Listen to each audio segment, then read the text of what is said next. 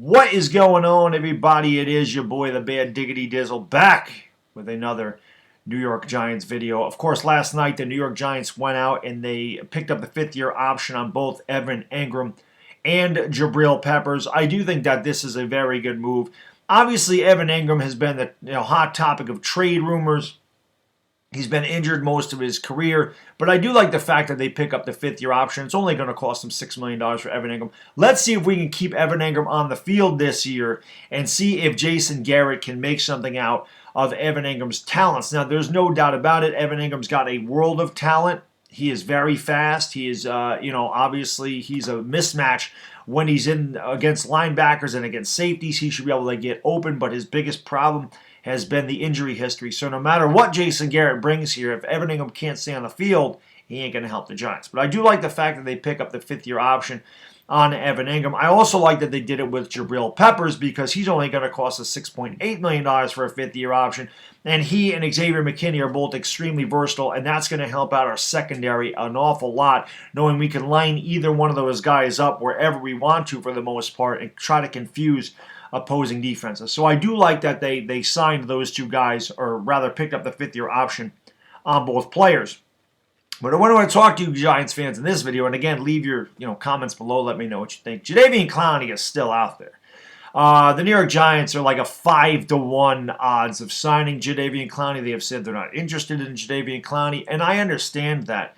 The fact that he's looking all the way down to $13 million a year now, I guess, is pretty low, and still nobody has bid on Jadeveon Clowney. Now, I'm not about bringing him in here on a long-term deal, but we did this with Marcus Golden last year. We did it with Kyler Fackrell this year. Is Jadeveon Clowney a player you guys would like to bring in here on a one-year prove-it deal, a contract maybe laden with incentives, to the point that, if he gets a certain amount for playing 12 games, a certain amount for playing 14 games, a certain amount for playing 16 games, and then also give him incentives for production. He gets a certain amount for 8 sacks, 10 sacks, 12 sacks, whatever it is. You bring a guy in on a one-year prove-it deal, they're going to want to do every single thing in their power to produce, to get their money, and get their next big contract. Now, Clowney is still young, and we all know, much like Evan Engram, Jadeveon Clowney's biggest problem has been the fact that he is often injured. He only had 3 sacks last year. Obviously, he is underachieved. Coming out of South Carolina, many people thought that Jadeveon Clowney was going to be an absolute monster. And especially when you line him up opposite of J.J. Watt, you would think that Jadeveon Clowney's production would be otherworldly, but it just never has been.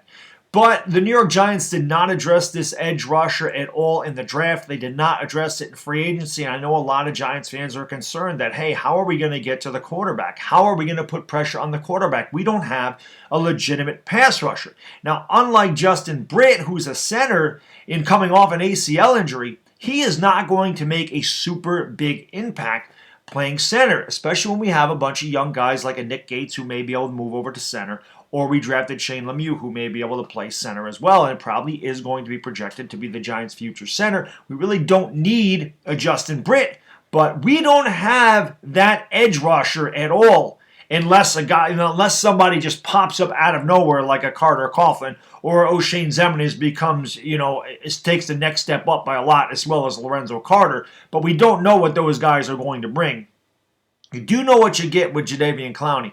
And again, I believe that if Clowney came in here on a one-year prove-it deal and a contract where he needed incentives to get paid his money, I believe that, he could have a good season for the New York Giants. And again, a defensive, an edge rusher is going to make a much more big, a much bigger impact than a center.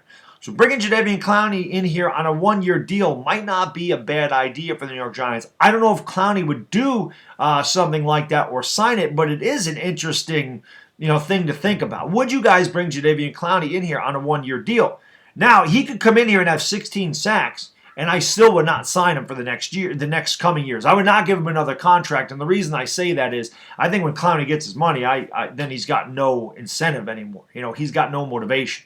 But you bring a guy in here on a one-year deal, and he's motivated to prove that he can stay healthy and that he can produce so he can get his next contract, you may see him have a big year, and that's something that could definitely help the New York Giants out, is getting a legitimate edge rusher. Let me know what you think in the comments section, guys. As always, thank you so much for watching. If you've made it this far, please like, please subscribe, and have a good rest of your Thursday. Until next time, it's the Bad Diggity Dizzle, and I am gone. Peace!